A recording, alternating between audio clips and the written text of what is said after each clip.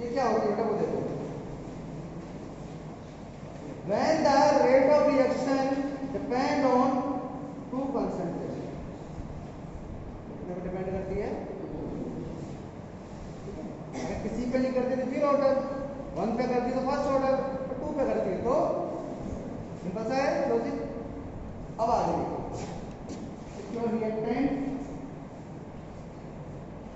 Product वही same चीज है, टाइम 0 पर इसकी कंसंट्रेशन R0 है, टाइम t पर इसकी कंसंट्रेशन क्या है ना, सुनो। अब देखिए इसके लिए रेट लो क्या बनेगा आपका, k r is to power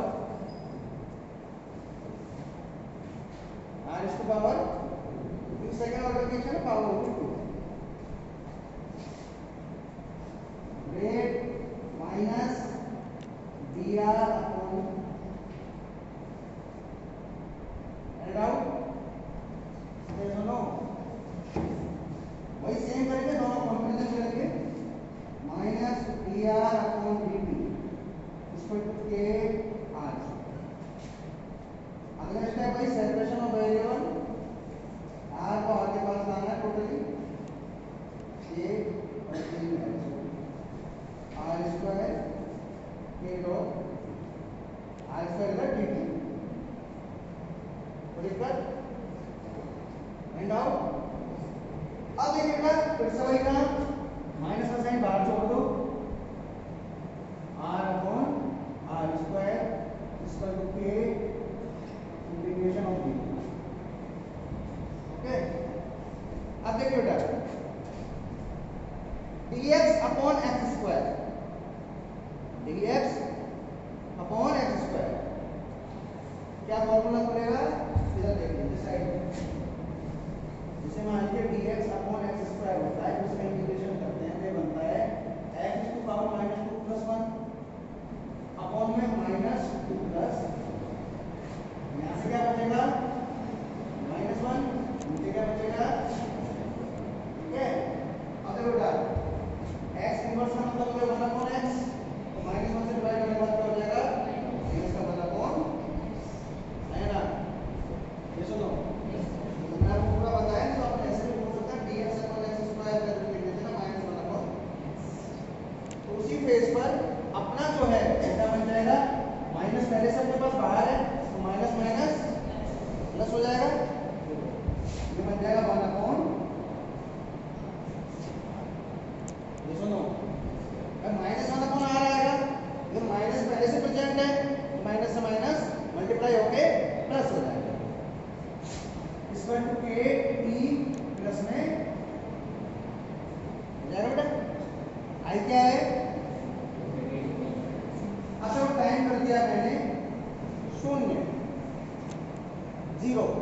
time 0 पर ये वाली टर्म तो आपकी होगी 0, आई की वैल्यू क्या हो जाएगी 1 अपॉन r, तो टाइम 0 पर कंसंट्रेशन क्या है, एंड आउट, आगे चलिए, नाउ पुट दिस वैल्यू है 1 upon r equal to k t plus 1 upon r, okay. Now change the sign, 1 upon r minus 1 upon r not equal to and t equal to 1 upon k 1 upon r minus 1 upon, this is the expression for time for a second order reaction, okay। now next, now we are going to calculate half life of a second order reaction, t half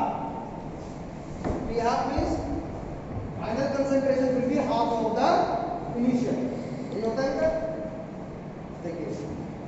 1 upon k 1 upon r minus 1 upon r not, ये आपका expression है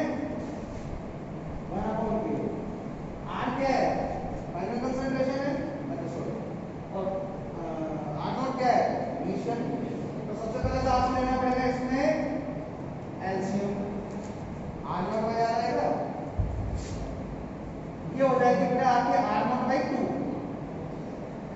common R not by R क्या होगी, are not क्या हो जाएगी और उसका एलसीएम आएगा आपका आर नॉट। आर नॉट से आर नॉट कैंसिल, क्या बचेगा ऊपर, क्या लिखेंगे 2 माइनस आर नॉट से आर नॉट 1, क्या बच जाएगा 1 अपॉन के 1 अपॉन। अब देखिए ना वही बात जो मैंने अभी आपको कही थी, आप देख सकते हैं कि सेकंड ऑर्डर के हाफ लाइफ में भी कंसंट्रेशन इनिशियल कंसंट्रेशन आ रही है, जीरो ऑर्डर में भी थी और फर्स्ट ऑर्डर में। तो आप कैसे बता सकते हो, इस तरह से एक्सप्रेशन से बताओ। हाफ लाइफ कैलकुलेट करने के लिए अगर आपके पास आर नॉट है और अगर आर नॉट नहीं होगा तो आप कैलकुलेट कर लोगे, कभी नहीं कर सकते ना। तो वही डिपेंडेंसी होगी, बिना इसके आप कैलकुलेट नहीं कर सकते, इसका मतलब इसकी वैल्यू इस पर डिपेंड। तो जबकि फर्स्ट ऑर्डर रिएक्शन में हमने क्या देखा था कि वहां पर है ही नहीं, हमें किसी भी कंसंट्रेशन की हाफ लाइफ कैलकुलेट करने की जरूरत नहीं, हमें किसकी जरूरत है, केवल के। अगर हमारे पास रेट कांस्टेंट है हम कैलकुलेट कर देंगे हाफ लाइफ, है ना। हाँ ये जरूर कह सकते हैं कि फर्स्ट ऑर्डर की हाफ लाइफ रेट कांस्टेंट के पर डिपेंड है। देखो समझ रहे, है ना। आगे चले, अच्छा छोटा सा टॉपिक है सूडो फर्स्ट ऑर्डर। नाम से ही थोड़ा दिख रहा है आपको, सूडो फर्स्ट ऑर्डर का मतलब क्या है। सूडो फर्स्ट ऑर्डर रिएक्शन का मतलब होता है the reaction which seems second order reaction but in actual it is a reaction दिखने में कैसी है और है कौन सी एक्चुअली। जैसे एग्जांपल बता देता हूं, hydrolysis of ester, hydrolysis of sucrose, hydrolysis of glucose या हाइड्रोलाइसिस ऑफ शुगर बोल देता है। देखिए बेटा जैसे कि आपका एस्टर है CH3COO C2H5 प्लस में हाइड्रोलाइसिस मींस पार्टिकल रिएक्शन है, तो प्रोडक्ट बनता है आपका CH3COOH प्लस में C2H5 में OH बन गया। एस्टर से हाइड्रोलाइसिस से एसिड और एल्कोहल बन गया, करीब हो गई। अब देखिए बेटा जब हम इसके लिए रेट लॉ लिखते हैं क्या बनता है, rate equal to K CH3COO एक कंसंट्रेशन अपने की हो गई और दूसरी हो गया वाटर। अब देखिए रेट कितने पे डिपेंड कर रही है, 1 + 1 2 कंसंट्रेशन है उसमें, तो ऑर्डर कितना आना चाहिए 2, यहां से कितना आना चाहिए। बट एक्चुअली क्या है बेटा, एक्चुअली एक चीज है, हमने लास्ट में इक्विलिब्रियम में भी पढ़ा है इस चीज को कि वाटर में होने वाला कंसंट्रेशन चेंज नेगेटिव है, because out of 10 raised to 55 litre water 1 molecule can dissociate. तो अब ये नेग्लिजिबल हो गया दूसरा, अब इसके में कौन सी रह गई,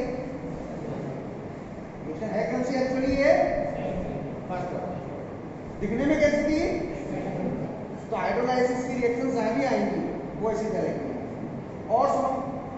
ये सूडो फर्स्ट ऑर्डर रिएक्शन कब बनती है, जैसे मान लीजिए आपके पास दो रिएक्टेंट है रिएक्शन में A और एक B, दोनों में से कोई एक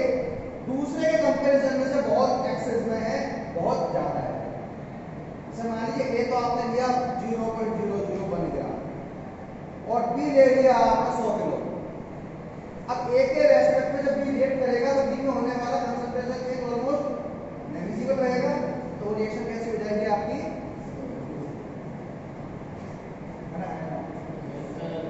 इस तरह की रिएक्शन को क्या बोलते हैं सूडो फर्स्ट ऑर्डर। कंडीशन क्या होती है कि when one reactant among two is in highly in excess, okay